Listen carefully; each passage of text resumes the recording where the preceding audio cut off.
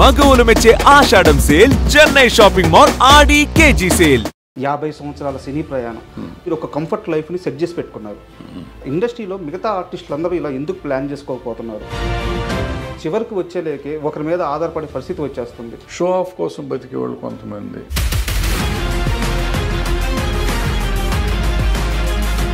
కమ్మారెడ్డి భరద్వాజ్కి ఇగో ఎక్కువ. మనిషి అన్నాక ప్రతివాడికి. ఫిష్ వెంకట్ని ఎందుకు సార్ ఇండస్ట్రీ అనాథగా వదిలేస్తుంది? ఎవరు వచ్చి ఎందుకు చేయాలి? కోటా గారు చనిపోయినప్పుడు చాలామంది వచ్చారు సార్. ఆ ఇండస్ట్రీ ఫిష్ వెంకట్ దగ్గరికి కనీసం పరామర్శకు కూడా ఎందుకు రాలేదు? హెల్ప్ చేసిన వాడిని ఇండస్ట్రీ అనుకోకుండా ఫైనల్గా సినిమా వాడిని పట్టించుకోరు. ఈ రోజున ఉండే హీరోల రియల్ క్రేజ్ రియలేనా అంటే ఏం చెప్తారు సార్? ఇక్కడ ఇండస్ట్రీ అంటే ఏంది అనే పరిస్థితి నిజంగా సమాధానం లేదు. అన్ని విషయాల మీద అవగాహన ఉన్న మీరెందుకు కామ్ అయిపోయారు సార్? చేతకాని విషయంలో జైలు పెట్టి. మరి ఎవరు సార్ ఇండస్ట్రీ పెద్ద ఇప్పుడు? వాటి గురించి మర్చిపోండి. సో ఆ పెద్ద అనేది లేదు.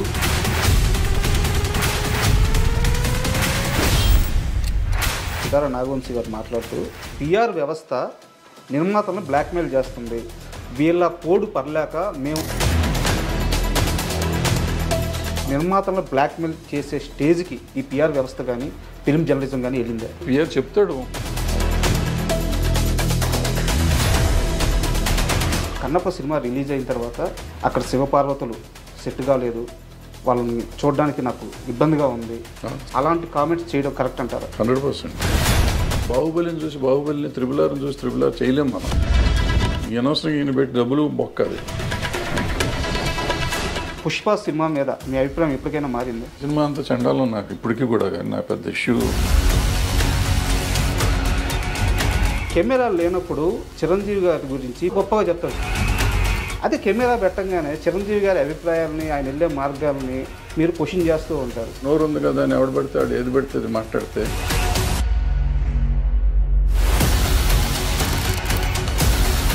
ఇండస్ట్రీలో ఆ నలుగురు ఎవరు?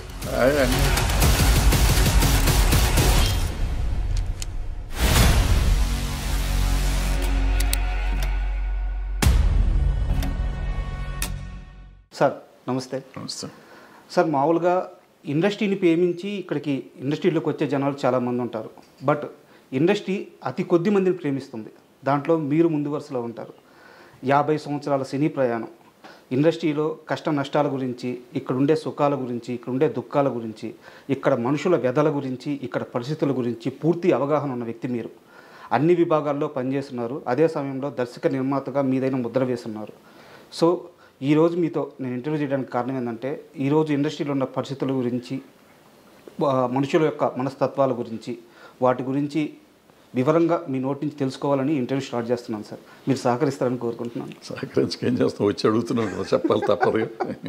నాకు తెలిసి నేను చెప్తాను, బట్ నువ్వు చెప్పినంత నాలెడ్జ్ నాకేం లేదు సార్. ఏదో ఉన్నాం, 50 ఏళ్ళ నుంచి ఉన్నాం కాబట్టి ఎంతో కొంత తెలిసి చెప్తాను సార్. ముందుగా మీ విషయానికే వస్తే, నాకు తెలిసి అంటే ఇదివరకు ఒక ఇంటర్వ్యూలో కూడా చెప్పున్నారు, మీరు రిటైర్మెంట్ అయిపోయి ఒక ప్రశాంతమైన జీవితాన్ని గడుపుతున్నారు మీరు, అంతేనా?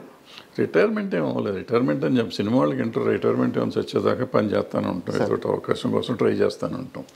అవకాశాలు రావు అంతే. ఒక ఏజ్ వచ్చిన తర్వాత మనిషి ఎంత తాపత్రయపడ్డా అవకాశం రావటం చాలా కష్టం. డబ్బులుంటే ప్రొడ్యూసర్గా కంటిన్యూ చేయొచ్చు, డబ్బులు లేకపోతే అది కూడా చేయలేం. డైరెక్షన్ అనేది ఒక ఏజ్తో చూస్తున్నాం కదా, టాప్ డైరెక్టర్స్ కూడా ఖాళీగానే. సో మనం ఎప్పుడు టాప్ డైరెక్టర్ కాదు కాబట్టి మనం ఎక్స్పెక్ట్ చేయటం కూడా కరెక్ట్ కాదు. యాక్చువల్గా మీరు అవకాశాలు అన్నారు కాబట్టి నాదో క్వశ్చన్ సార్, ఇది లాస్ట్లో అడగదాం అనుకున్నాను, టాపిక్ ముందే వచ్చింది కాబట్టి. ఇది వరకు మా టీఎన్ఆర్ గారి ఇంటర్వ్యూలో మిమ్మల్ని ఒకసారి యాక్టర్గా మీరు ఎందుకు కంటిన్యూ చేయట్లేదు, ఒక సినిమాలో చేశారు కదా అని చెప్పి అడిగారు అనమాట. ఆ సమయంలో మీరు చెప్పిన సమాధానం ఏంటంటే, నాకు అంత ఇంట్రెస్ట్ లేదు, నేను చాలా బిజీగా ఉండి చేసిన రోల్ అది అని చెప్పి అన్నారు. కానీ ఇప్పుడున్న పరిస్థితుల్లో మీలాంటి ఒక ఈ హైట్ కానీ, మీకుండే ఒక ఆరా కానీ, మీ వాయిస్ కానీ, సో తెలుగు సినిమాలో అతి కొద్ది మందికి మాత్రమే ఉంది, చాలామందిని బయట నుంచి తెచ్చుకుంటూ ఉన్నాము. కోటా శ్రీనివాసరావు గారు కూడా చనిపోయే వరకు ఆయన ఈ విషయం మీదే ఫైట్ చేశారు. సో ఇప్పుడు మీరు యాక్టర్గా చేయాలి అనుకుంటే మీకంటే బెటర్ ఆప్షన్ ఎవరు ఉంటారు సార్? దీనికి నేను ఆప్షన్ అనుకుంటే నాకు యాక్టింగ్ రాదు ఫస్ట్ పాయింట్. సార్ ఎవరు అడగలేదు, అడిగితే చేసేవాడిని, అది వేరే సంగతి. ఎవరిని అడిగినా కానీ ఏదో పోలీస్ ఇన్స్పెక్టరు లేకపోతే కమిషనరు ఒక గంట వేషం అరగంట వేషం అడుగుతూ ఉంటారు. సరే అది నాకు ఇంట్రెస్ట్ ఉంటే చేస్తాను, లేకపోతే లేదు. ప్లస్ ఎవరిని అడిగితే ముందు చెప్తాను నేను కండిషను, నాకు యాక్టింగ్ రాదు, మీకు ఇష్టమైతే రండి, లేకపోతే రావద్దని చెప్తాను.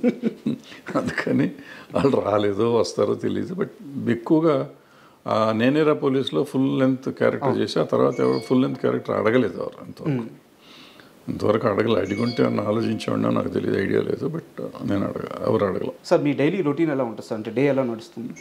ఏముంటుందో మామూలు తింటాం తిరగటం అంత పెద్ద పని ఉంటుంది. లేదంటే ఇంటర్వ్యూలు అంటే ఉంటాయి, లేదంటే ఏమన్నా కథలు చెప్తా ఉంటే వింటూ ఉంటాను. వాళ్ళకి చెప్తా ఉంటాను, నేను చేయనయ్యా సినిమాలు చేయట్లేదంటే, లేదు సార్ మీ అభిప్రాయాలు చెప్పండి సార్ అంటూ ఉంటారు. చెప్తూ ఉంటాం. సార్ మీది ముందు నుంచి ఫిల్మ్ బ్యాక్గ్రౌండ్ ఉన్న ఫ్యామిలీ. సో ఇక్కడ అన్ని బాధలు అన్ని ఇబ్బందులు పడ్డారు. సో దర్శకుడిగా కొన్ని హిట్స్ కొట్టారు, కొన్ని పరాజయాలైనాయి. నిర్మాతగా కూడా సేమ్ అంతే. బట్ ఇక్కడ ఏంటంటే కార్మికుల కష్టాలు తెలిసిన వ్యక్తిగా చాలా సమస్యలను పరిష్కరించారు. సో ఇక్కడ అన్ని కష్టాలు నష్టాలు అన్నీ చూశారు, అన్నీ దాటొచ్చారు. కాకపోతే ఇప్పుడు మీ ఏజ్ నాకు తెలిసి 77 అనుకుంటున్నాను. సో ఇంత ఏజ్ ఇంత ట్రావెల్ అయిన తర్వాత కూడా మీరు ఒక కంఫర్ట్ లైఫ్ని సెట్ చేసి పెట్టుకున్నారు. మిగతా ఇండస్ట్రీలో మిగతా ఆర్టిస్టులు అందరూ ఇలా ఎందుకు ప్లాన్ చేసుకోకపోతున్నారు? కెరీర్ చివరికి వచ్చేలేకే ఫైనాన్షియల్గా అంటే వాళ్ళు యాక్టర్స్గా వాళ్ళు పీక్స్లో ఉన్నప్పుడు మంచి రెమ్యూనరేషన్ తీసుకుంటున్నారు, మంచి లైఫ్ని లీడ్ చేస్తున్నారు. చివరికి వచ్చేలేకే ఒకరి మీద ఆధారపడే పరిస్థితి వచ్చేస్తుంది. సో ఎందుకు ఇలా జరుగుతుంది సార్? అంటే నా వరకు నేను వస్తే నేను ఫైనాన్షియల్గా పెద్ద మెస్సే నేను సార్. నాకు నా వైఫ్ పిల్లలు వాళ్ళు చేసిన జాగ్రత్తలు వాళ్ళు చేసిన కష్టాలు వల్ల ఇవాళ నేను కొద్దిగా గొప్ప కంఫర్టబుల్గా ఉన్నాను. చాలామందితో కంపేర్ చేస్తే అంటే ఐఎమ్ కంఫర్టబుల్ లేదని కాదు, కంపేర్ చేస్తే ఫినాన్షియల్గా ఐఎమ్ నథింగ్ సార్, కానీ I'm comfortable. So that credit goes to my family, not me. నేనేం చేయలేదు, నేను ఇప్పుడు అందుకే నెక్స్ట్ తరానికి నేను చెప్తాను, నువ్వు పని చేస్తున్నప్పుడు ఫ్యూచర్ని గురించి ఆలోచించుకో, వయసు అయిపోయినాక ఆలోచించుకో. పిల్లల మీద ఆధారపడలేం మనం. సో మన మీద మనం ఉంచుకోవాలంటే మనం జాగ్రత్త పడాలి, అది చాలా ఇంపార్టెంట్. ఇప్పుడు నాలాగా ఎవరో ఉండకూడదు అనేది నా పాయింట్. నాలాగంటే నేను అట్లీస్ట్ మీరు చెప్పినట్టు కొంతలో కొంత కంఫర్టబుల్గా ఉన్నా. చాలామంది ఇబ్బంది పడుతున్న వాళ్ళు ఉన్నారు. ఆ ఇబ్బందులు పడకూడదంటే వచ్చినప్పుడు జాగ్రత్త పడాలి, పడకపోతే చాలా కష్టం, చాలా చాలా కష్టం ఇండస్ట్రీలో పర్టికులర్గా. ఎందుకంటే ఇండస్ట్రీలో ఎక్కువ దురలవాట్లుకి అవకాశాలు ఎక్కువ ఉన్నాయి. సో దురలవాట్లు డబ్బులు సంపాదించినట్టు చాలామంది పెద్దవాళ్ళు, ఇప్పుడు అనవసరం పేర్లు, వాళ్ళందరికీ రకరకాల అలవాట్లు కానీ రకరకాల విషయాల వల్ల వాళ్ళ ఫ్యామిలీలు ఇబ్బంది పడే పరిస్థితి. విపరీతంగా డబ్బు సంపాదించి విపరీతంగా డబ్బులు ఉన్న వాళ్ళు కూడా వాళ్ళ ఫ్యామిలీస్ ఇవాళ ఇబ్బంది పడుతున్నారు. సో బాగా ఫేమస్ వాళ్ళు కూడా మామూలు వాళ్ళ సంగతి ఎంత ఉంటుందో చూడండి. తర్వాత కొంతమంది పిల్లలు చదివించినాక పిల్లలు వీళ్ళని చూడకపోవటం లాంటి కొంతమంది ఇబ్బంది పడేవాళ్ళు ఉంటారు. బట్ ఏదైనా మనని గురించి మనం ఆలోచిస్తూ మన పిల్లల గురించి ఆలోచించాలనేది నా పాయింట్. ఓకే, సెల్ఫ్ లవ్ అనేది అవసరం కంపల్సరీగా. ఎందుకంటే ఒక వయసు వచ్చినాక వాళ్ళు వెళ్ళిపోతారు పాపం, వాళ్ళకి మనం సంబంధం చేయాలి కదా, వాళ్ళు చేయలేని పరిస్థితిలో ఉండొచ్చు. వాళ్ళు కూడా వాళ్ళ బతుకు తెరువు చూసుకోగలిగే పరిస్థితి తప్ప మన సపోర్ట్ చేసే పరిస్థితి ఉండకపోవచ్చు. అందుకని వాళ్ళ మీద ఆధారపడతాం కాకుండా మనది మనం చూసుకుంటూ వాళ్ళ కోసం చేస్తే బాగుంటుంది. ఎందుకంటే చూస్తా చాలామంది నాకు డబ్బులుగా అడుక్కునే పరిస్థితి ఉంటాం ఇండస్ట్రీలో, వాళ్ళని చూస్తే నాకు కొంచెం బాధేస్తుంది, కోపం వస్తుంది. ఈ పరిస్థితికి మనం వెళ్తున్నాం అంటే మనం ఏంటి, నా కెపాసిటీ ఏంటి, నేనేంటి అని ఆలోచించుకోవాలి. నాకు ఉన్నదానికంటే ఎక్కువ ఆలోచించుకొని నేను ఎఫర్ట్ చేయగలను. ఇప్పుడు సపోజ్ నేను సైకిల్ ఎఫర్ట్ చేయగలను అనుకోండి, కారు కొనేస్తాను. కారు కొంటే కారు మెయింటెనెన్స్కి, పెట్రోల్కి, ఈఎంఐకి డబ్బులు కావాలి, ఈ అప్పులు చేయాలి. నాకు అవసరం లేదు. ఎవరి కోసం షో చేస్తున్నావు? నీ జీవితం నువ్వు బతకాలంటే నీకు సైకిల్ సరిపోతుంది, లేదా బస్సులో వెళ్ళు, ఆటోలో వెళ్ళు. అది కాకుండా నువ్వు కారు ఎవరి కోసం, ప్రదర్శన కోసం చేసి ఆడు ఈఎంఐ వచ్చి లాక్కి వెళ్ళేది అసహ్యంగా, దానికంటే అసహ్యం మనకేముంటుంది జీవితంలో. సో ఎగ్జాంపుల్ చెప్పా. అట్లా మనం షో ఆఫ్ కోసం బతికేవాళ్ళు కొంతమంది, అవన్నీ మారాలి. మనం మారితే సింపుల్గా ఉంటుంది. సార్ మీరు నాకు వ్యక్తిగతంగా తెలుసు, కొన్నేళ్ల క్రితం మీ కింద మీ టీంలో నేను పనిచేస్తున్నాను. సో ఆ లీనియన్స్ తీసుకొని మిమ్మల్ని పరిధి దాటి ఒక క్వశ్చన్ అడుగుతున్నాను.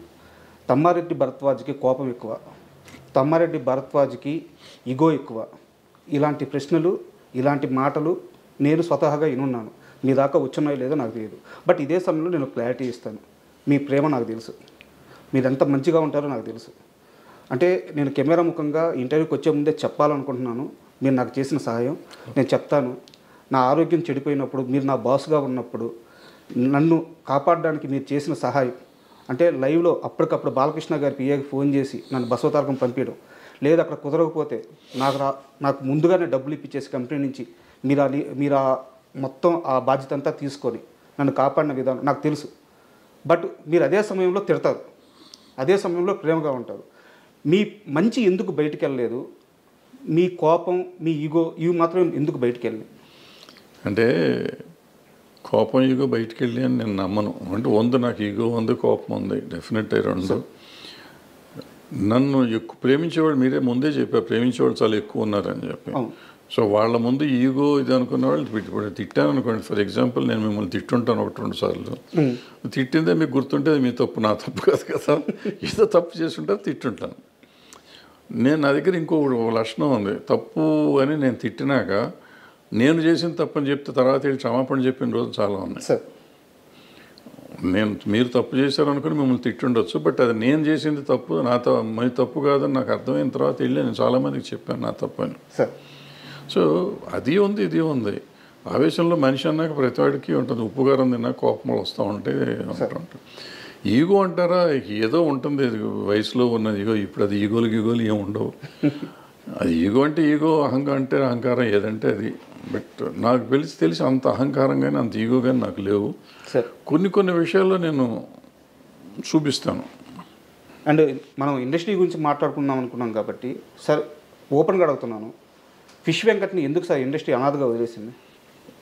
ఫిష్ వెంకట్ని ఇండస్ట్రీ అంటే ఎవరు అసలు? ఫస్ట్ మీరు అది చెప్పండి. డెఫినేషన్ ఆఫ్ ద ఇండస్ట్రీ ఎవరన్నా చెప్తే దాన్ని బట్టి నేను మాట్లాడతాను. డెఫినేషన్ ఆఫ్ ద ఇండస్ట్రీ తెలియకుండా ఎవరికాళ్ళు ఇండస్ట్రీ అని మాట్లాడతారు. ఎవరు ఇండస్ట్రీ? అది కూడా నా క్వశ్చనే సార్. అంటే ఫిలిం ఛాంబర్ ఇండస్ట్రీనా, నిర్మాత మండలి, ఆ ఫిలిం ఛాంబర్, లేకుంటే మా అసోసియేషన్ ఇండస్ట్రీనా? ఎవరు సార్ ఇండస్ట్రీ? ఎవరు ఇండస్ట్రీ కాదు. ఫిలిం ఛాంబర్ ఇండస్ట్రీ అంటే అసలు ఏం లేదయ్యా. ఇండస్ట్రీ అంటే ఏ ఇండస్ట్రీ అయినా ఉంది. ఇప్పుడు ఒక ఇదేమంటారు, ఓ వర్కరుకి ఏదో అయ్యి చచ్చిపోయాడు ఒక ఇండస్ట్రీలో. ఆ ఇండస్ట్రీ యాజమాన్యం ఏదో చేస్తుంది కదా. యాజమాన్యం అతనికి ఉంటే ఇన్సూరెన్స్ ఉంటే ఇన్సూరెన్స్ ఇస్తుంది, లేదంటే ఎక్స్గ్రేషియా ఉంటే ఇస్తుంది, లేదా ₹1,00,000 5,000 10,000 ఇస్తారు. ఇక్కడ ఇండస్ట్రీ ఒక ఆయన సంగతి మాట్లాడతలేను, నేనే అనుకుందాం కొంచెంసేపు. నేను ఎక్కడ పని చేశాను, వాడు నాకు బాస్. నేను ఎంతమంది దగ్గర పని చేస్తున్నాను. సో ఎవరు ఇప్పుడు నువ్వు చెప్పిన ఆయనకి నాకు సంబంధం లేదు. నేను ఇండస్ట్రీలో ఉన్నట్టే లెక్క. బట్ నాకేం సంబంధం? ఎవరు వచ్చి చేయాలి, ఎవరు వచ్చి ఎందుకు చేయాలి? ఇప్పుడు ఇందాక చెప్పింది అదే, ఎవరి జాగ్రత్తలు వాళ్ళు ఉండాలని చెప్పింది అదే. సార్ ఇక్కడ నాది ఇంకో ప్రశ్న, మిమ్మల్ని మధ్యలో ఆపుతున్నందుకు క్షమించండి. అంటే నా ప్రశ్న ఏంటంటే, కోటా గారు చనిపోయినప్పుడు చాలామంది వచ్చారు సార్. అంటే నేను కోటా గారిని, ఫిష్ వెంకట్ గారిని ఒకే స్థాయి నేను చెప్పట్లేదు, ఒకే గట్టు నేను కట్టట్లేదు. ఆయన స్థాయి వేరు, అంటే ఆయన అచీవ్ చేసిన విజయాలు వేరు. బట్ ఏ ఇండస్ట్రీ వచ్చింది సార్ కోటా గారి దగ్గరికి? ఆ ఇండస్ట్రీ ఫిష్ వెంకట్ దగ్గరికి కనీసం పరామర్శ కూడా ఎందుకు రాలేదు? అంటే కోటా గారు ఆ ఫ్యామిలీ పరామర్శ కాదు. మీరు అర్థం చేసుకోవాల్సిన విషయం ఏంటంటే, కోటా గారు చేసిన సినిమాలు కానీ, కోటా గారు చేసిన కంపెనీలు కానీ వేరు. ఫిష్ వెంకట్ గారు చేసిన సినిమాలు, ఫిష్ వెంకట్ గారు చేసిన కంపెనీలు వేరు. ఆయనకి పరిచయం ఉన్న వాళ్ళు వస్తారు. ఎవరైనా కానీ పోతే ఇప్పుడు అన్ని చోట్లకి వెళ్ళాలని రూల్ ఏం లేదు. చాలామంది అడుగుతారు, ఫిష్ వెంకట్ గారు పోతే చాలామంది రోజు పోతున్నారు. అంటే అంత ఇది కాదు. ఈయన ఇప్పుడు ఆయనతో పనిచేసిన వాళ్ళందరూ వచ్చారు కదా అక్కడికి. ఆయనతో పనిచేసిన వాళ్ళందరూ వచ్చారు. ఒకళ్ళిద్దరు పెద్దవాళ్ళు కూడా వచ్చి ఉంటారు. నాకు తెలియదు ఎవరు వచ్చారు ఎవరు రాలేదు, నాకు ఐడియా లేదు. సో డెఫినెట్గా కొంతమంది ఆయనతో పనిచేసిన వాళ్ళు వచ్చి ఉంటారు. అంటే నేను ఎందుకంటే ఈ క్వశ్చన్ అడిగింది దీనికోసమే సార్. ఇప్పుడు ఎవరు తెలిసిన వాళ్ళే వెళ్తారు, తెలియని వాళ్ళు ఎందుకు వెళ్తారు ఇండస్ట్రీలో? ఇప్పుడు ఆయన వచ్చినాక ఏంటంటే ఒక గబ్బర్ సింగ్ నుంచి పాపులారిటీ వచ్చింది. ఆ గబ్బర్ సింగ్ గ్యాంగ్గా పాపులర్ అయ్యారు. ఆ గ్యాంగ్ అంతా అక్కడే ఉన్నారు పాపం. వాళ్ళే చాలా చేశారని విన్నాను నేను, నాకు తెలియదు. సో వాళ్ళు చేశారు కదా, మరి వాళ్ళంతా ఇండస్ట్రీ కింద ఎందుకు తీసుకోరు మీరు? హెల్ప్ చేసిన వాడిని ఇండస్ట్రీ అనుకోకుండా భరద్వాజ్ రాలేదు, లేకపోతే ఇంకో పుల్లయ్య రాలేదు, ఎల్లే రాలేదు అని మాట్లాడతాం కరెక్ట్ సార్. నీళ్ళల్లో ఒక వ్యక్తి కొట్టుకుపోతున్నప్పుడు ఆ ఇచ్చే చెయ్యి పెద్దదే ఉండాలి కదా సార్. పెద్ద చేతికి ఎక్కడి నుంచి వస్తుంది పెద్ద చెయ్యి? ఎక్కడి నుంచి వస్తుంది పెద్ద చెయ్యి? ఇప్పుడు ఈ నీళ్ళలో కొట్టుకుపోతున్నాడు. నీళ్ళలో కొట్టుకుపోతుంటే ప్రధానమంత్రి ఢిల్లీలో ఉన్నాడు, పెద్ద చెయ్యి ఉంటుంది, ఆయన అక్కడి నుంచి చెయ్యి పెడతాడా? అక్కడ ఒడ్డున నువ్వు ఉన్నావు, ఉంటే నువ్వు కదా చెయ్యి అందిస్తావు. అంటే ఈ ఒడ్డున నువ్వు అందిస్తావా, ప్రధానమంత్రి అందిస్తాడా? దగ్గర ఉన్న వ్యక్తి అందించాలి. ఇప్పుడు ముఖ్యమంత్రి ప్రధానమంత్రి ఎందుకు ఇవ్వలేదని నువ్వు అడిగితే నేను సమాధానం ఎట్లా చెప్తాను? అంటే కాదు సార్, నేను ఈ మొత్తం సినారియో అంతా ఎందుకు ఇంతలా అని అడుగుతున్నానంటే నాకు ఒక ఆన్సర్ కావాలి. ఇండస్ట్రీలో కొంతమంది ఉంటారు సార్, ఈరోజు నేను ఒక మంచి సీన్ తీసాను, ఇంటికి వచ్చి తాగుతాడు. ఈరోజు ఒక పెద్ద హీరో నన్ను భుజం మీద చేసి పలకరించాడు, వాడు ఇంటికి వచ్చి తాగుతాడు. ఈరోజు నా మీద కెమెరా పెట్టి 2 డైలాగులు చెప్పించాడు, వాడు ఇంటికి వచ్చి తాగుతాడు. సినిమా ఆడింది, వీడు తాగుతాడు. సినిమా పోయింది, వీడు తాగుతాడు. అంటే సినిమాను చూసుకొని మురిసిపోతూ ఆ ఆనందంలో వాడు చెడు అలవాట్లు చేసుకుంటా పోతూ ఉంటే ఫైనల్గా సినిమా వాడిని పట్టించుకోరు. అది అందరికీ తెలియాలి అనే ఉద్దేశంతో నేను మిమ్మల్ని పట్టించుకోండి. పైగా ఇండస్ట్రీ వాళ్ళు పట్టించుకుంటారనే తప్పు అసలు. సార్ నేను ఎంతమందితో పనిచేశాను సార్. ఇప్పుడు కోటా గారు ఎగ్జాంపుల్ మీరు చెప్పారు కాబట్టి, కోటా గారు 700 సినిమాలు చేశారు, 750 సినిమాలు చేశారు, అన్ని భాషల్లో చేశారు, అందరు హీరోలతో చేశారు. చాలా 50, 40, 50 ఏళ్ళ ప్రయాణం ఆయన, సుదీర్ఘ ప్రయాణం. ఆ ప్రయాణంలో ఎంతో మందితో ఆయన అనుబంధం ఉంది ఆయనకి. అందుకని ఆయన దగ్గరికి వచ్చారు అందరూ. అంత పోటాడుకున్న వాళ్ళు ఉన్నారు, ఆయన కొట్టిన వాళ్ళు ఉన్నారు, తిట్టిన వాళ్ళు ఉన్నారు, ఆయన తిట్టిన వాళ్ళు ఉన్నారు, ఆయన కొట్టిన వాళ్ళు ఉన్నారు, రకరకాలు ఉన్నాయి. సో మంచి అనుబంధాలు, చెడు అనుబంధాలు, మంచి ఎక్స్పీరియన్స్, చెడు ఎక్స్పీరియన్స్ చాలా ఉంది ఆయన. అందుకని అందరూ ఆయన దగ్గరికి వెళ్ళారు. మీరు చెప్పిన ఫిష్ వెంకట్ గారి దగ్గరికి ఆయన చేసిన సినిమాలు పరిమితం, ఆయన చేసిన టెక్నీషియన్స్ పరిమితం, ఆయన చేసిన ప్రొడ్యూసర్లు పరిమితం, ఆయన చేసిన యాక్టర్లు పరిమితం. ఆ పెద్ద సినిమాలు 4-5 చేశారు. చేసినప్పుడు ఆ పెద్ద యాక్టర్లు మాత్రమే వాళ్ళు పెద్ద యాక్టర్లకి ఈయన చేసిన సినిమాల లెక్క ప్రకారం చాలా చిన్న యాక్టర్ ఈయన. ఈయన సమబుజ్జి యాక్టర్ కాదు, అంటే కోట శ్రీనివాసరావు గారు అంత పెద్ద యాక్టర్ కాదు. సో వీళ్ళు ఎంతవరకు వస్తారు అనేది నమ్మకం లేదు. బట్ కొంతమంది అతని మీద అభిమానం ఉన్నవాళ్ళు రావచ్చు. ఆయన పనిచేస్తున్నప్పుడు ఆ పలానా హీరో ఆయన అభినందించి ఉండొచ్చు. సినిమా యాక్టర్గా కాబట్టి కొంతమంది డెఫినెట్గా గుర్తుపెట్టుకుంటారు. మర్చిపోయి ఉంటారని నేను నమ్మను. కానీ వాళ్ళందరూ రావాలని ఎక్స్పెక్ట్ చేయటం మన తప్పు అంటాను నేను. మన తప్పు. వాళ్ళు వస్తారు, అది వాళ్ళ సంస్కారం.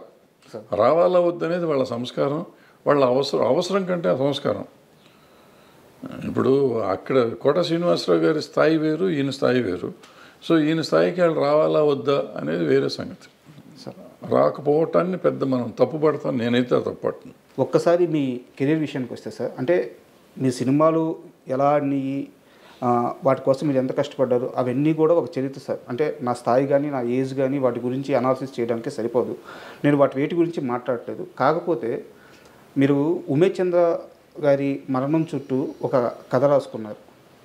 అంటే నా డౌట్ ఏంటంటే మీ నాన్నగారు బ్యాక్గ్రౌండ్ కానీ మీరు ఆ సినిమాలో చూపించిన కథ కానీ రెండు పూర్తి వ్యతిరేక దిశలో ఉన్నట్టు అనిపించింది నాకు. కమ్యూనిజం నుంచి వచ్చిన ఆయన మీ నాన్నగారు. సో మీరు ఈ కథలో మీ భావజాలం మాత్రం వేరే మార్గంలో వెళ్ళినట్టుంది. ఇంతకీ తమ్మారెడ్డి భావజాలం ఏదంటే ఏం చెప్తారు? నేను సమానత్వమే, మనుషులు బాగుండాలి, అందరూ బాగుండాలి అనుకుంటున్నాను నా భావజాలం. అంతకంటే నాకు వేరే సార్ మనిషి అన్న ప్రతివాడు బాగుండాలి, సమాజంలో ఉన్నవాళ్ళు అందరూ బాగుండాలి అనేది నా ఆలోచన. అంతకంటే వేరే ఎక్కువ ఆలోచన లేదు. దాంట్లో నేనేం చెప్పానంటే, ఇప్పుడు పోలీసులు ఒక పక్క నుంచి వాళ్ళ డ్యూటీ వాళ్ళు చేస్తున్నారు. నక్సలైట్లు దేశభక్తులే, వాళ్ళు దేశాన్ని బాగు చేద్దామని, ఒక సమాజాన్ని నిర్మిద్దామని వాళ్ళు ఒక తుపాకీ కొట్టడం ద్వారానే న్యాయం వస్తుందని వాళ్ళు అనుకుంటున్నారు. అయితే వాళ్ళు చేసే పొరపాటు వల్ల కొంతమంది మా సామాన్యులు చచ్చిపోతున్నారు.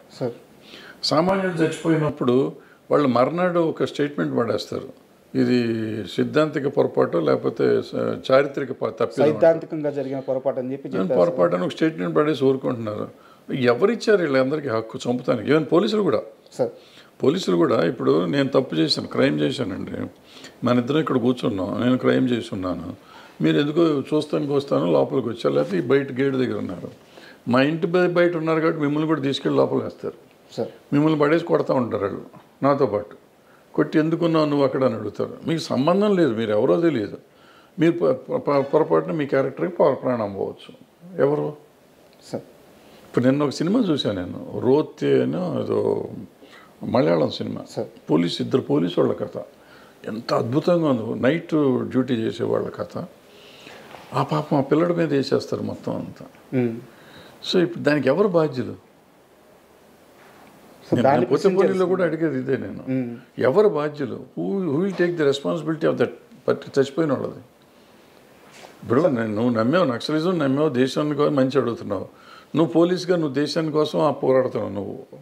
నువ్వు ఇద్దరు ఆలోచన మంచిదే. మధ్యలో సామాన్యుడు ప్రాణం పోతుంది. వీడికి సమాధానం ఎవరు చెప్తారు? సార్ ఇంత మంచి పాయింట్ మీద నిజంగా సినిమా నేను కూడా చూశాను. సింధు తులాని గారి యాక్టింగ్ కానీ సూపర్ ఉంటుంది. సినిమా ఆడలేదు సార్. ఎంత లాస్ అయ్యారు సార్ సినిమాలో? మొత్తం పోయింది. ప్రతి రూపాయి పోయింది. ఎంత పెట్టారు? దగ్గర ₹1 కోటి పెట్టాం. ₹1 కూడా రాలేదు. ₹1 రాలేదు. అది శాటిలైట్కి వచ్చిన కొంత వచ్చింది. అప్పుడు అంత మంచి సినిమా తీసినప్పుడు ఇలాంటి రిజల్ట్ చూసినప్పుడు ఏమనిపించేది సార్ మీకు? ఏమవుతుంది, బాధపడతాం. అంతకంటే ఏం చేస్తాం. అంటే అది నేను ఒక రకంగా క్రౌడ్ ఫండింగ్ ఫ్రెండ్స్ పెట్టారు. తలా 10 లక్షలు వేసుకుని చేసాం ఆ సినిమా. 7-8 మందిని కలిసి తలా 10 లక్షలు వేసుకుని చేసాం. అండ్ ముందు నుంచి మెంటల్గా ప్రిపేర్డ్. మా అల్లుడు అంటా ఉన్నాడు, ఎవరి కోసం తీస్తున్నావు ఈ సినిమా, ఎవరు చూస్తారని. ఆయన అన్న నాకు నమ్మకం ఉంటుంది ఏదో చూస్తారని. నేను తప్పు, ఆయన రైట్. మీరు ఇదే తప్పు మీ కెరీర్లో ఇంత ముందు కూడా ఒకటి చేసినట్టున్నారు. అన్ని పార్టీలు తర్వాత కూడా చేశాను. తర్వాత ప్రతిఘటన కూడా చేశాను 2014లో మళ్ళీ. సార్ సో తప్పులు చేస్తూనే ఉంటాం, తప్పులదే ఉంది. మనిషి అన్నాక తప్పులు చేస్తాడు. ఇదే ఇందాక అన్నారు, మీరు ఏం నమ్ముతారు? నేను నమ్మిందే దాని మీద తీస్తాను. నా నమ్మకం జనానికి నచ్చట్లేదు. అందుకని అండ్ మీ సినిమాలు చూస్తే సార్, మీరు ఎవరికైతే సినిమాలు తీశారో ఆర్టిస్టులు, చిరంజీవి గారు కానీ, శ్రీకాంత్ కానీ, మన సుమన్ గారు కానీ, మిగతా ఆర్టిస్టులు అందరూ, మీరు ఎవరైతే వాళ్ళ కెరీర్ స్టార్టింగ్లో మీ చెయ్యి ఇచ్చి వాళ్ళతో సినిమా తీశారో వాళ్ళందరూ అద్భుతమైన స్థానంలో ఉన్నారు. మీ చెయ్యి మీకు తప్పించి అందరికీ కలిసి వచ్చింది అంటే ఏమంటారు? అసలు తప్పు అంట. ఎందుకంటే నేను సినిమా తీసాను అంతే సార్. దీంట్లో ఏమంటారు, దాంట్లో భగవద్గీతలో చెప్తాడు కదా, నువ్వు చేయాల్సింది చెయ్యి అంతే తప్ప నువ్వు ఆశించి చేయకూడదు అంటాడు. ఏం ఆశించి చేసింది కదా ఫస్ట్ పాయింట్. ప్లస్ నా అవసరానికి చేసింది ఇదంతా. మీరు చిరంజీవి గారు అంటారు, చిరంజీవి గారికి ఆ రోజు నాకు నా రెమ్యునరేషన్గా ఆయన చేశాడు కాబట్టి నేను చేశాను. నాకు ఆ సినిమా చేద్దాం, వేరే పెట్టి ఇంకా పెద్ద హీరోని పెడతానికి నా దగ్గర డబ్బులు లేవు, నా దగ్గర ఉన్న డబ్బులకి నేను చేశాను. సో ఆయన వచ్చి మళ్ళీ మనకేదో చేయాలనుకోవటం తప్పు. భానుచంద్ర అయినా, సుమన్ అయినా, శ్రీకాంత్ అయినా, ఎవరైనా కానీ నా అవసరానికి ఆ రోజు నేను చేశాను తప్ప వాళ్ళని ఉద్ధరిద్దామనో అని ఏమీ లేదు. వాళ్ళకైనా సెంటిమెంట్ ఉందో ఏమన్నా ఉంది మావాడు అనుకుంటే అనుకోవచ్చు, తప్పులేదు. అనుకోకపోయినా తప్పులేదు, ఇబ్బంది లేదు. మనకి అనుకోవాలని కూడా రూల్ లేదు. సార్ అండ్ ప్రతిఘటన సినిమా టాపిక్ వచ్చింది కాబట్టి, అంటే ఇది మీకు సంబంధం లేని ప్రశ్న, కానీ మీరు చార్మి గారిని దగ్గర నుంచి చూశారు. ఆమెని అంటే చార్మీలో అందమని కానీ ఆమె బాగుంటుందని స్క్రీన్ మీద చూపించడం కానీ చాలామంది చేస్తే ఆమె యాక్టింగ్ సైడ్ మీరు చూపించారు. సో చార్మి గారు అలా కెరీర్ వెళ్తున్నప్పుడు అకస్మాత్తుగా ఆమె కెరీర్ ఆగిపోయి ఒక నిర్మాతగా టర్న్ తీసుకొని ఈ రోజున ఆమె కష్టపడుతుంది కానీ ఒక సైడ్ నుంచి నిందలు మోయడం కానీ, సో చార్మి గారి కెరీర్ ఇలా అవ్వడానికి మీరు దగ్గర నుంచి చూసిన మనిషి కాబట్టి ఎందువల్ల అయిందంటారు? కెరీర్ అని ఇంకా నేను అనుకుంటే ఆమె అంతకుముందు సక్సెస్ఫుల్ హీరోయినే. అవును. తర్వాత మన సినిమా చేసింది ఆమె బాగా నమ్మకం ఉంటుంది. తర్వాత పూరి గారి సినిమా ఏదో చేసింది, పేరు గుర్తులేదు, జ్యోతిలక్ష్మి. అది కూడా ఆమె అద్భుతమైన పెర్ఫార్మెన్స్ చేసింది, మంచి కథ. 2 సినిమాల్లోనే ఆమె ఎక్సలెంట్ పెర్ఫార్మెన్స్ ఇచ్చింది. ప్రాబ్లం చిరాకేసి ఉంటుంది, వీళ్ళు మంచి సినిమాలు చూడరు, మంచి పెర్ఫార్మెన్స్ చూడరు, వీళ్ళకి అనవసరం మనం చేయటం అని ఆమె రూట్ మార్చుకుని ఉంటుంది. మార్చుకొని ప్రొడ్యూసర్ అయింది. సరిగ్గా ఈ ఇండస్ట్రీలో 100 మంది అంటే 100 అంటారు. ఆమె చేసుకుంటానే పోతుంది, పట్టించుకోవట్లేదు కదా. తన కష్టం తను పడుతూనే అంతే కదా, పడిని అయిపోయింది. మనం దాని గురించి కామెంట్ చేయటం ఎందుకు? ఆమె షీ ఈజ్ డూయింగ్ గుడ్. డబ్బులు సంపాదించినప్పుడు సంపాదిస్తున్నారు, పోగొట్టినప్పుడు ప్రొడ్యూసర్ అనే వాళ్ళకి తప్పదయ్యాను. సార్ మీరు సినిమాలు చేసేటప్పుడు మీ తరంలో, అంటే తరం అంటే మళ్ళీ మీ ఏజ్ గుర్తు చేయడం అది కాదు నా ఉద్దేశం, మీరు సినిమాలు చేసేటప్పుడు సార్ హీరోలని విపరీతంగా ఆరాధించేవాళ్ళు. అయితే దాంట్లో ఎలాంటి ఒక ఫేక్ ఉండేది కాదనమాట.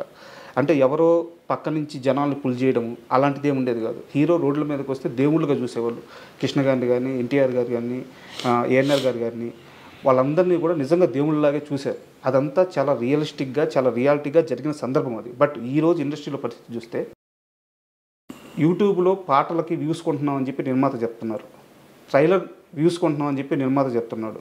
సో జనాల్ని పుల్ చేస్తున్నారు. అంటే హీరోని ఒక బ్రహ్మపదార్థంగా పెట్టి చుట్టూ హీరోని లేపడానికి మళ్ళీ వీళ్ళే ఎదురు డబ్బులు పెడుతూ ఆఖరికి బుక్ మై షోలో రేటింగ్కి కూడా డబ్బులు పెడుతున్నారు. సో నిర్మాతలే ఇంత ఖర్చు చేసి నిర్మాతలే హీరోలు లేపుతున్నారు. ఈ రోజున ఉండే హీరోల రియల్ క్రేజ్ రియలేనా అంటే ఏం చెప్తారు? అంటే మరి రియల్ క్రేజే కదా, చచ్చిపోతామంటున్నారు అక్కడ. పచ్చబొట్లు పొడిపించుకుంటున్నారు చేతుల మీద, కాళ్ళ మీద, మెడ మీద, బొడ్డు మీద, అన్ని చోట్ల పొడిపించుకుంటున్నారు, గుండెల మీద, ఇన్ని చోట్ల పచ్చబొట్లు పొడిపించుకుంటున్నారంటే రియలేనే కదా. మరి నిర్మాతలకు ఎందుకు సార్ ఇన్ని కష్టాలు? ఇప్పుడు మీరు ఒకటి అడుగుతున్న ప్రశ్నలోనే సమాధానం ఉంది మీకు. ఆ రోజునైనా ఈ రోజునైనా, ఆ రోజున అట్లీస్ట్ మార్నింగ్ షోకి వచ్చేవారు ఫ్యాన్స్ అంతా. ఈరోజు ఫ్యాన్స్ ఇంత పెద్ద ఫ్యాన్ ఫేర్ ఉన్న సినిమాలు కూడా కొన్ని సినిమాలకి మార్నింగ్ షోనే ఫుల్ అవట్లేదు. అవును, ఇది పెద్ద హీరోలు అని చెప్పబడే వాళ్ళ సినిమాలు కూడా. అంటే మరి దాంట్లోనే అర్థమైపోతుంది. మళ్ళీ అక్కడేమో హయ్యెస్ట్ ఫ్యాన్స్ ఉన్న హీరో అంటారు వాళ్ళు. మరి ఆ హీరో సినిమా మార్నింగ్ షోనే ఫుల్ అవ్వాలిగా. సోషల్ మీడియాలో ఒక్కొక్కరు హ్యాండిల్ చూస్తే కొన్ని మిలియన్స్ సినిమాలు మార్నింగ్ షో ఫుల్ అవ్వట్లేదు. మార్నింగ్ షో ఫుల్ అవ్వట్లేదు. మరి ఆ పరిస్థితి ఏమొస్తుంది? ఏం చెప్పలేము. ఇప్పుడు ఏమైపోయింది, సోషల్ మీడియా అయిపోయింది. ఎక్కువ మంది ఈ సోషల్ దాంట్లో పేర్లు పెట్టుకుని వాళ్ళ వ్యూస్, యూట్యూబ్ కోసం వచ్చేవాళ్ళు కొంతమంది, టీవీల్లో కనపడటం కోసం వచ్చేవాళ్ళు కొంతమంది, వీళ్ళంతా ఫ్యాన్స్ అయిపోయారు. నిజంగా ప్యాషనేట్గా ఆయన కోసం, పలానా హీరో కోసం నేను ప్రాణం ఇస్తాననే వాళ్ళు బయటికి చెప్పేవాళ్ళే కానీ ఇచ్చేవాళ్ళు తక్కువ. 10%, 20% ఉంటారు. గతంలో ఏంటంటే 80% వాళ్ళు ఉండేవారు, 20% పబ్లిసిటీ కోసం వచ్చేవాళ్ళు. పబ్లిసిటీ లేకపోతే దానివల్ల అడ్వాంటేజ్ తీసుకుందాం అనుకునేవాళ్ళు. ఇప్పుడు శోభన్ బాబు గారికి, కృష్ణ గారికి, ఈ రోజుకి ఎన్టీ రామారావు గారికి, నాగేశ్వరకి ఈ రోజుకి ఇంకా ఫ్యాన్స్ అట్టాగా ఉన్నారు. వాళ్ళందరికీ 70 ఏళ్ళు 80 ఏళ్ళు వచ్చినా వాళ్ళు ఈ రోజుకి వాళ్ళ డబ్బులు పెట్టుకుని ఫంక్షన్లు చేస్తారు. కృష్ణ గారికి ఏ ఊళ్ళో పెడితే ఆ ఊరిలో విగ్రహం పెడుతున్నారు ఇప్పుడు వాళ్ళ సొంత డబ్బులతో. శోభన్ బాబు గారికి ప్రతి సంవత్సరం ఆయన బర్త్డే రోజు జనవరి 30వ తారీఖు, జూన్ 30వ తారీఖు అనుకుంటే ఇప్పుడు వాళ్ళు రెగ్యులర్గా ఏదో ఇది చేస్తూ ఉంటారు, ఫంక్షన్లు చేస్తారు, లక్షలు ఖర్చు పెట్టి. సో మరి ఏం చెప్తాం అంటే వాళ్ళకి అంత అభిమానం ఉంది, ఇప్పుడు కూడా వాళ్ళు చేసుకుంటున్నారు.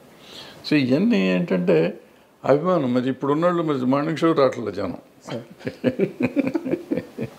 అంటే వాళ్ళు 300-400 రూపాయలు ఖర్చు పెడతారు. ఇప్పుడు ఉన్న 10 మంది 20 మంది లక్షలు ఖర్చు పెట్టి చేస్తున్నారు సార్. తేడా. అండ్ మీ మీద నాకు ఒక కంప్లైంట్ ఉంది సార్. ఆ కంప్లైంట్ అంటే అది నాది కరెక్టేనా, లేదు నువ్వు తప్పుగా అర్థం చేసుకున్నావు రాజా అంటారా? నేను అడుగుతాను, మీరు చెప్పండి దానికి. దాసరి నారాయణరావు గారు సార్ ఇండస్ట్రీకి పెద్ద దిక్కు. ఆయన పరిష్కరించినన్ని సమస్యలు కానీ, ఆయన ఆదరించినటువంటి మనుషులు కానీ, సో అంటే పరిశ్రమలు ఎవరికి ఏ కష్టం వచ్చినా దాసరి గారు ఉన్నారు, ఆయన కాంపౌండ్లోకి అడుగు పెడితే ఆ సమస్య పరిష్కారం అవుద్ది అని చెప్పి ఒక నమ్మకం ఉండేది.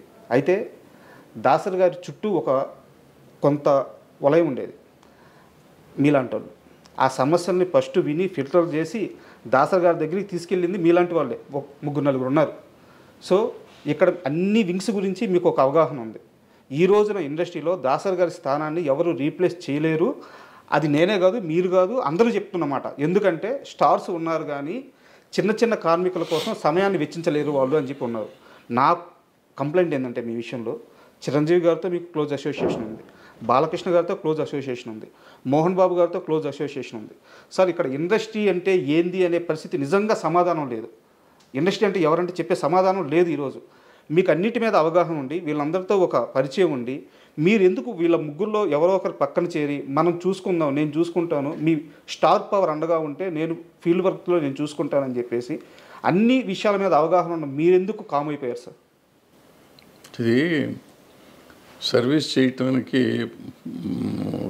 ఎఫోర్డబిలిటీ ఉండాలి సార్. నేను ఇందాకే చెప్పాను, ఫస్ట్ క్వశ్చన్లోనే చెప్పాను, జీవితం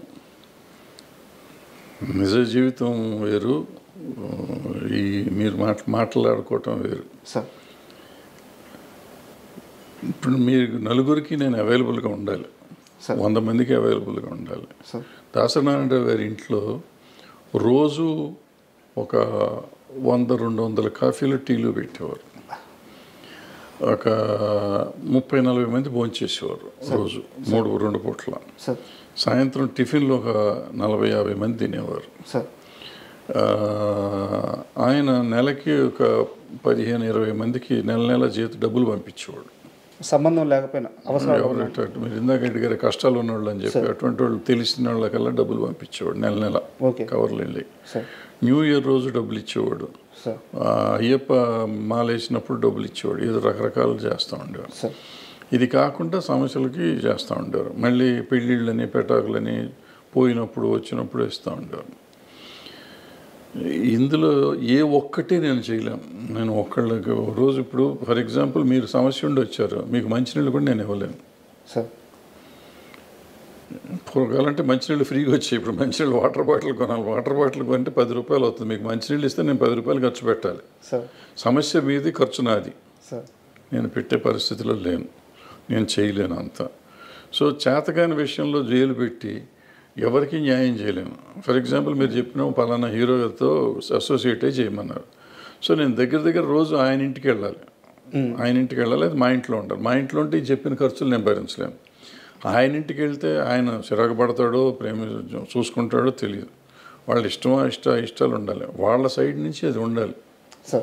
మన సైడ్ నుంచి మనం వెళ్ళి దాన్ని బలవంతంగా రుద్దకూడదు.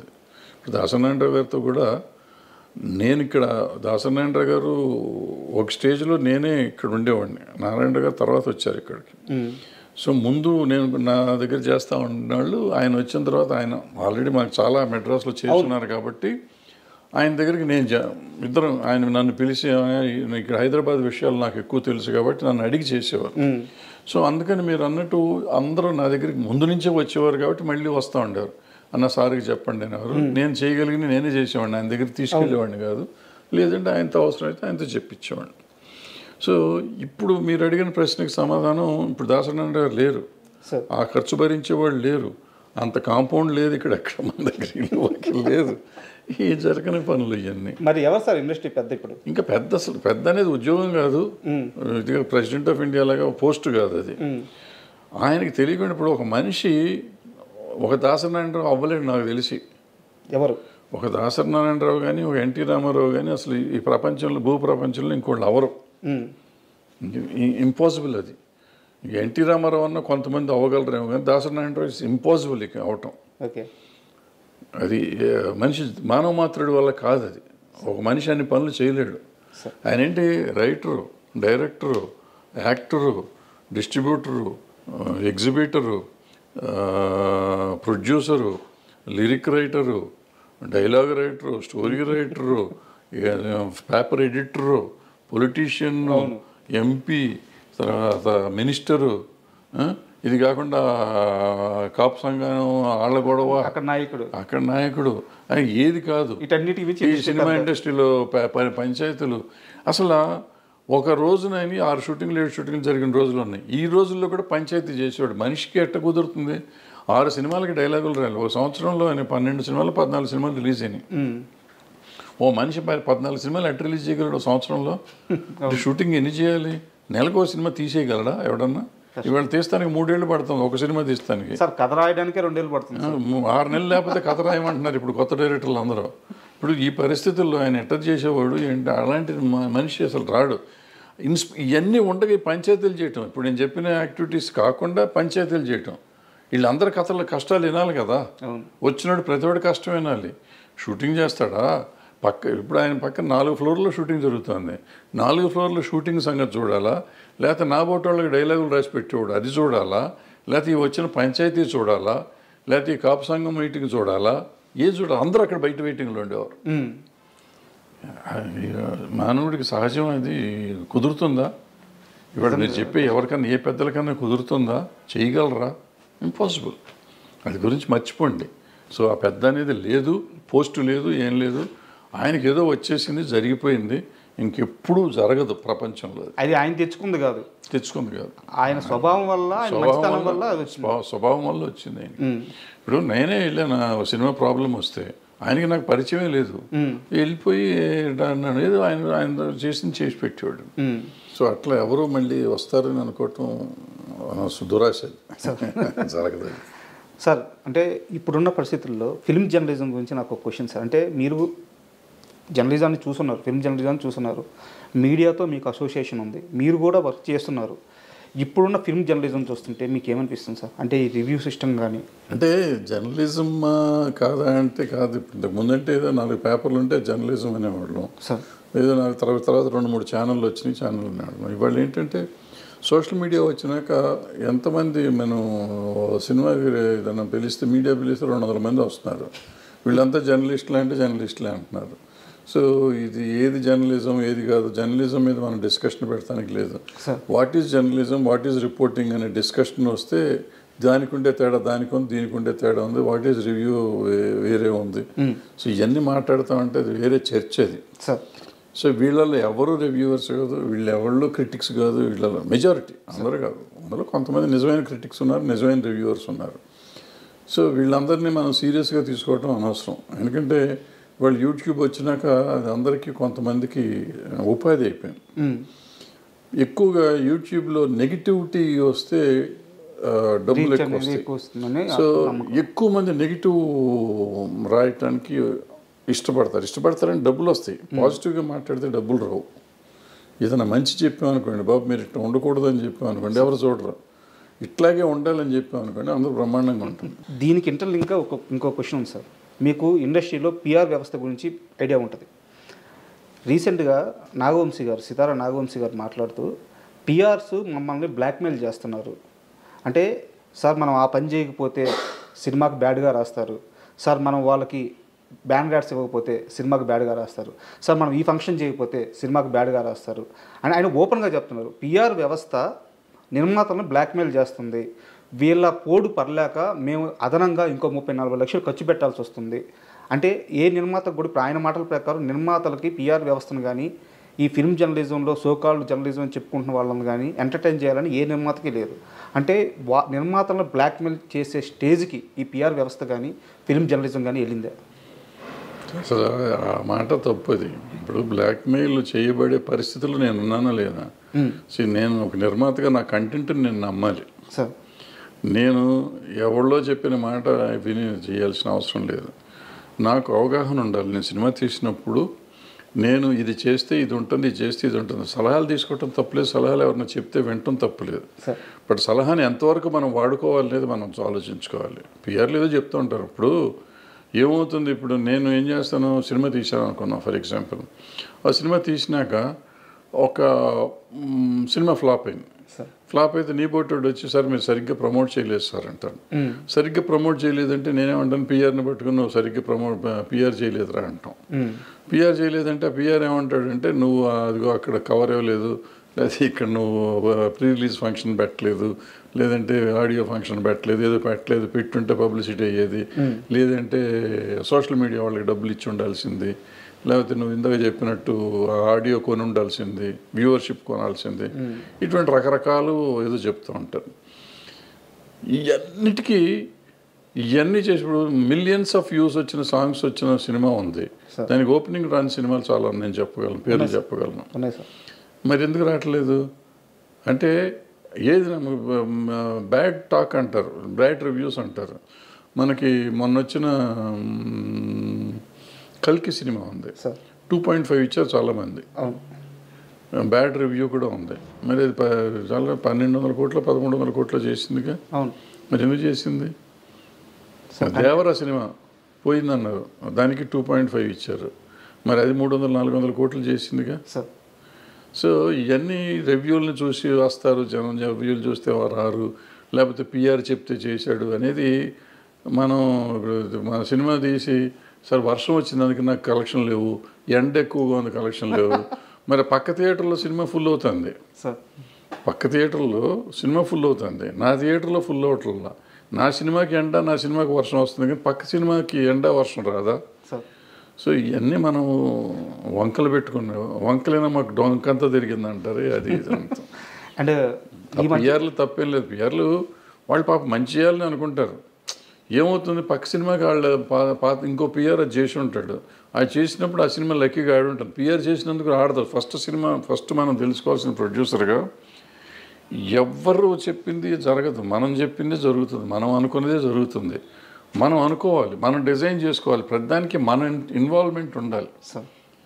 Master of the film, master of the product you should be the producer. Sir అది అయితే ఇవన్నీ రావు. ఇవన్నీ secondary. Course hero centred industry, hero మూలన నీకు ఓపెనింగ్ వస్తుంది. బట్ ఆ సినిమాలో కంటెంట్ లేకపోతే ఏం లేదు. ఆ కంటెంట్ ఎవరు ఎన్నుకోవాలి? నువ్వు ఎన్నుకోవాలి. లేదు నా హీరో నా మాట ఏం లేదు, ఆయన చెప్పింది నేను చేశాను, ఆయన డేట్ల కోసం నువ్వు ఎంపర్లాడినప్పుడు you are doing a business man. నువ్వు when you are a business మ్యాన్గా నువ్వు చెయ్యి. ఇంకా నీ నువ్వు పిఆర్ని పెట్టుకున్నందుకేగా. ఇంకా పిఆర్ బ్లాక్మెయిల్ చేస్తున్నాడు అంటే ఎందుకు? పిఆర్ చెప్తాడు 30 లక్షలు కదా 50 లక్షలు ఖర్చు పెట్టమంటాడు, నువ్వు పెట్టు. లేకపోతే ఈ పిఆర్ని తీసి అసలు నువ్వే చేసుకో, ఎవడొద్దన్నాడు? దాని మీద కంప్లైంట్ ఇవ్వటం ఎందుకు? సార్ మొదటిసారి అంటే నాకు ఈ మధ్యకాలంలో మీరు మాట్లాడిన మాటల్లో నాకు బాగా అబ్జెక్షన్ అనిపించిన ఒక సందర్భం సార్. మంచు విష్ణు గారు అంటే మీకు కన్నప్ప రిలీజ్కి ముందు ఇంటర్వ్యూ ఇచ్చారు. అంటే ఆ ఇంటర్వ్యూలో మిమ్మల్ని ఆయన హోస్ట్ లాగా ఒక యాంకర్ గానో చూడలేదు. ఒక పెదనాన్న స్థానంలోనో ఒక బాబాయ్ స్థానంలోనో కూర్చోబెట్టి వాళ్ళ ఇంటి విషయాలు కూడా మీరు రండి, మీలాంటి పెద్ద మనిషి వస్తే కూర్చోడానికి మేము రెడీ అని చెప్పేసి మీకు అంత పెద్ద స్థానం ఇచ్చారు. అయితే కన్నప్ప సినిమా రిలీజ్ అయిన తర్వాత సినిమా రన్నింగ్లో ఉంది, థియేటర్లో ఆడుతుంది, అక్కడ శివపార్వతులు సెట్ కాలేదు, వాళ్ళని చూడడానికి నాకు ఇబ్బందిగా ఉంది, సో ఇలాంటి కామెంట్స్ చేశారు. మిమ్మల్ని అంత నమ్మిన మనిషి, అన్నేళ్ళు కష్టపడి అన్ని కోట్లు ఖర్చు పెట్టి సినిమా తీసి మీకు అంత స్థానం ఇచ్చి మీకు అంత ప్రయారిటీ ఇస్తున్న మనిషి, సో ఒక రకంగా చెప్పాలంటే చావోరేవో అన్నట్టు సిచ్యువేషన్ విష్ణు గారిది. అలాంటి టైంలో మీరు అలాంటి కామెంట్స్ చేయడం కరెక్ట్ అంటారా? 100% తప్పేం లేదు. ఎప్పుడు చెప్పాను నేను? 9వ రోజు చెప్పా సార్. 9వ రోజు చెప్పాను నేను చూసింది 8వ రోజు సినిమా, 9వ రోజు పెట్టా, 10వ రోజు పబ్లిష్ అయ్యి ఉంటాను నాకు తెలిసి. అంతే సార్. 10 రోజుల తర్వాత అప్పటికి అయిపోయింది సినిమా, కలెక్షన్లు అయిపోయినాయి. అయిపోయినాక కూడా చెప్పకపోతే అట్లా వాళ్ళకి తెలియాలి కదా వాళ్ళ సినిమా ఏం తప్పు. నేను సినిమా చూడలే ముందు, సినిమా చూసుంటే డెఫినెట్గా పెట్టుండేవాడు కదా ముందు చూసుంటే. నేను 10 రోజుల తర్వాత కలెక్షన్లు కూడా అయిపోయినాక ఇంక కలెక్షన్లు ఇంకా రావట్లేదు అనే టైంలో సినిమా చూశాను నేను చూసినప్పుడు థియేటర్లో జనం కూడా లేరు, అయినా చూసి సినిమా. సో ఆ తర్వాత 1 or 2 days తీసేసినట్టున్నా సినిమా. సో అప్పుడు పెట్టాను నేను. మీకు విష్ణు గారు ఏమైనా ఫోన్ చేశారా? నేనే ఫోన్ చేశాను, విష్ణుకి ఫోన్ చేసి మోహన్ బాబు గారికి కూడా ఫోన్ చేశాను. ఓకే. ఫోన్ చేసి మీరు ఈ తప్పు చేశారు, ఎందుకు చేశారు ఈ తప్పు? ఈ ఎవరు లేకపోయినా కానీ ఆడేది ఆ సినిమా, బ్రహ్మాండంగా ఆడేది సినిమా, సూపర్ హిట్ అవ్వాల్సిన సినిమాని మీరందరూ కలిసి average cinema, below average cinema చేశారు. ఫ్లాప్ సినిమా అన్నాను నేను ఇప్పటికి కూడా. ఓపెనింగ్ వచ్చింది ఆ మాత్రం. బట్ ప్రభాస్ లాంటి వాడు మీకు డేట్లు ఇచ్చి చేస్తున్నప్పుడు దాన్ని మనం నిలబెట్టుకుని ఉంటే ఎంత సెన్సేషనల్ అయ్యేది ఆ సినిమా. సో బాగా తీయటం వేరును ఒక కంటెంట్ని చంపుకోవటం వేరు. ఇవాళ చాలామందికి అర్థం కావాల్సిన విషయం, పులిని చూసి నాకు బాహుబలిని చూసి బాహుబలిని, త్రిబులార్ని చూసి త్రిబులార్ చేయలేం మనం. అంతే. మనకి ఈ కాళహస్తి మహత్యం కానీ భక్త కన్నప్ప కానీ 2-3 వర్షన్స్ 4-5 వర్షన్స్ తీశారు. ఇప్పటికి 10 సార్లు తీశారు సినిమాలు. తెలుగులో 2-3 సార్లు వచ్చినా మిగతా భాషలో కూడా తీశారు. సో అది అన్ని సార్లు ప్రూవ్ అయిన సినిమా. మరి ఇప్పుడు యావరేజ్ ఎందుకయింది? అక్కడ ప్రతిసారి భక్తిభావం నిలబడింది, ఇక్కడ భక్తిభావం నిలబడలేదు. ఇక్కడ శివుడు పార్వతి వెకిలిగా ఉన్నారు. అది చెప్పాలి. నేను చెప్పాను, డైరెక్ట్గా ఫోన్ చేసి చెప్పాను. నేనే ఇట్లా యూట్యూబ్లో పెట్టుకోవాలా, యూట్యూబ్లో పెట్టే ముందే ఫోన్ చేశా. పెడతానని చెప్పలేదు, అది వేరే. బట్ వాళ్ళకి ఫోన్ చేసి చెప్పాను, ఇద్దరికి చెప్పాను. మోహన్ బాబు గారిని గట్టిగా అన్నా నేను, మీరు పట్టించుకుని ఉంటే ఇట్లా ఉండదు సినిమా. ఎందుకంటే ఆయన అసిస్టెంట్ డైరెక్టర్ చేశాడు, యాక్టరు, మంచి యాక్టరు, ఆయనకు తెలుసు, అన్ని విషయాలు తెలుసు.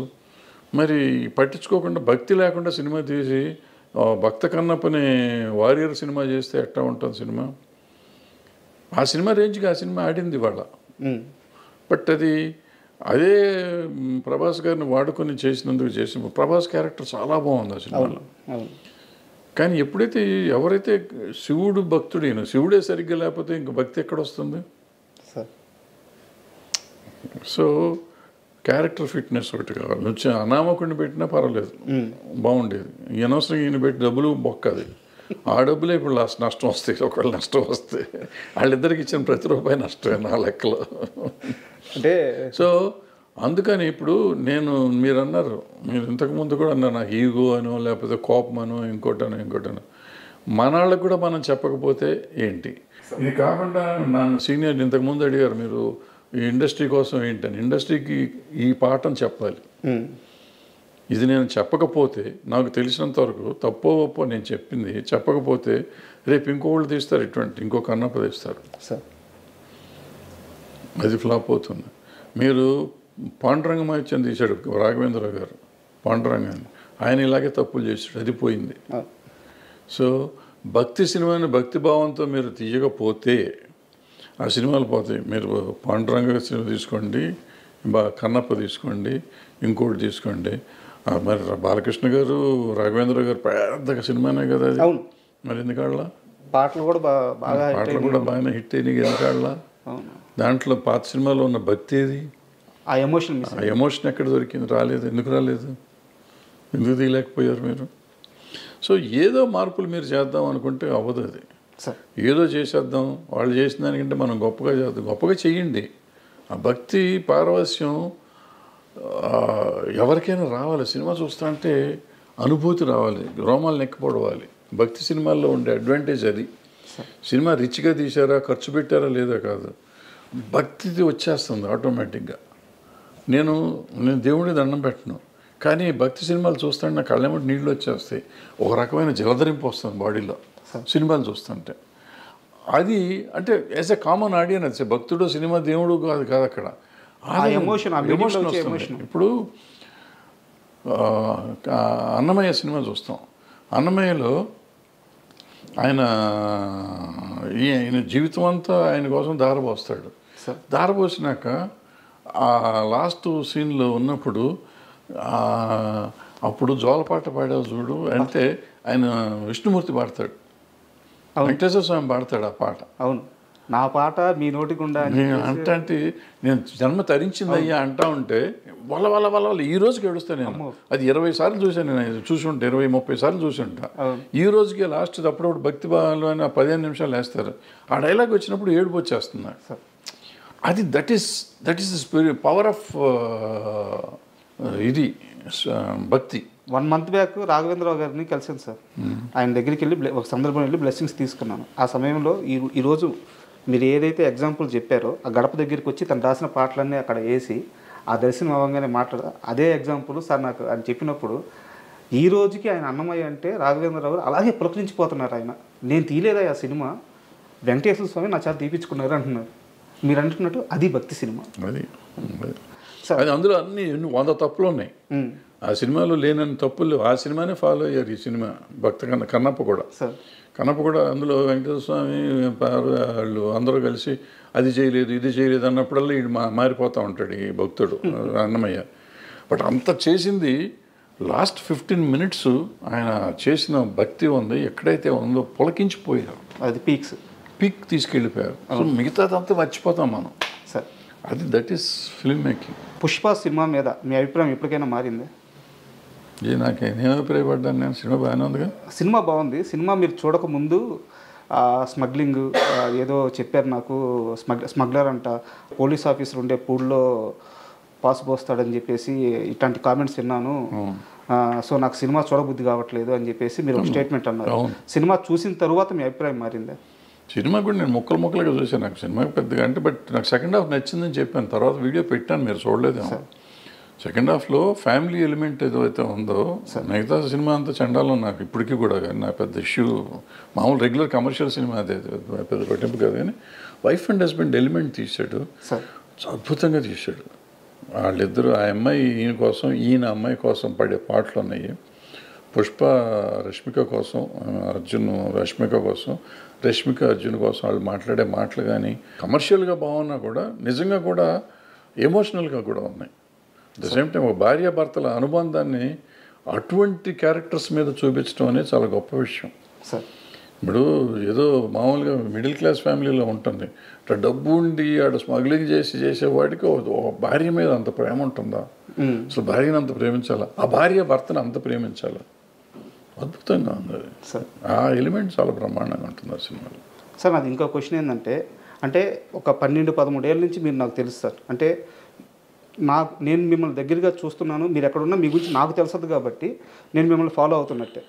తమ్మారెడ్డి గారికి ప్రతి విషయంలో ఒక అభిప్రాయం చాలా నిక్కచ్చిగా ఉంటుంది, ఆయన ఒక మాట మీద ఉంటారు. బట్ నాకు ఎప్పుడూ కూడా చాలా పెద్ద కన్ఫ్యూజన్ ఏంటంటే మీ విషయంలో చిరంజీవి గారి విషయం సార్. కెమెరా లేనప్పుడు చిరంజీవి గారి గురించి మీరు ఎంత గొప్పగా చెప్తారంటే, నా బ్రదర్ అయ్యా, నా తమ్ముడయ్యా అంటే మేము వినున్నాం. మీతో పాటు పనిచేసినప్పుడు మేము విన్నాం, నా తమ్ముడు నేను సినిమాలు తీసాను, నాతో సినిమాలు తీసాడు, నేను ఇచ్చినప్పుడు రెమ్యునరేషన్ తీసుకున్నాడు, మా అనుబంధం ఇట్లాంటిది, నా స్టూడియోలో ఉండేవాడు, ఇంత గొప్పగా చెప్తారు చిరంజీవి గారి గురించి. కెమెరా లేనప్పుడు, నలుగురు మనుషులు క్లోజ్డ్ పీపుల్ ఉన్నప్పుడు. అదే కెమెరా పెట్టంగానే చిరంజీవి గారి అభిప్రాయాలని, ఆయన వెళ్ళే మార్గాలని మీరు క్వశ్చన్ చేస్తూ ఉంటారు. ఇది నాకు అర్థం కాదు సార్ అసలు. అంటే మీ చాలాసార్లు అనుకున్నాను. ఆల్రెడీ ఇంతకుముందు సమాధానం చెప్పాను, మోహన్ బాబు గారి విషయంలో సమాధానం మీకు చెప్పాను, సేమ్ సమాధానం ఇది సార్. ఇప్పుడు ఆయనతో కూడా నేను మాట్లాడి చెప్పినవి ఉన్నాయి కొన్ని. ఆ చిరంజీవి గారికి నాకు ఉన్న అనుబంధం అప్పుడు వేరు, ఇప్పుడు వేరు. బట్ నాకు నచ్చినట్టు చెప్తాను, నచ్చని నాకు మీరు చెప్పినవి అన్నీ నిజం. ఆ నిజం నాకు ఇంకా అనుబంధం అట్లాగే ఉంది నా మనసులో. ఆయనకి మనం ఇవాళ మన చాలా దూరం అయిపోయాం కాబట్టి. బట్ నాకు అనిపించింది చెప్పాలి. ఎందుకు చెప్పాను మోహన్ బాబు గారికి ఆ సినిమాల గురించి ఎందుకు పెట్టారు మీరు, వాళ్ళ జీవితం నాశనం అయిపోతుంది కదా. జీవితం నాశనం అవ్వదు, నెక్స్ట్ టైం ఆ తప్పు చేయకూడదు అనేది నా పాయింట్. ఈవెన్ ఈయనకి కూడా అంతే. ఆయనకి ఇవాళకి నా తమ్ముడే, ఏ రోజుకి నా తమ్ముడే, నేను చచ్చేదాకా నాకు తమ్ముడే అతను, అది కాదంటల్లా. అతని వెల్ విషర్నే నేను. వాళ్ళు ఒప్పుకున్నా ఒప్పుకోకపోయినా, నమ్మినా నమ్మకపోయినా ఆయన వెల్ విషర్నే. వాళ్ళు బాగుండాలి అంటే ఇలాంటి తప్పులు చేయొద్దని చెప్పడం, నా ఉద్దేశంలో ఉన్న తప్పులు చేయొద్దని చెప్తాను, ఇప్పటికి చెప్తాను నేను అనిపిస్తే. ఊరికి ప్రతిదానికి వచ్చేసి పని పాట లేకుండా దాని గురించి ఇప్పుడు మంచి మాటలు చాలా చెప్తాను నేను. చిరంజీవి గారిని చాలాసార్లు చాలామంది తిడతంటే నేను వచ్చి మాట్లాడి అడ్డం పడ్డ రోజులు చాలా ఉన్నాయి.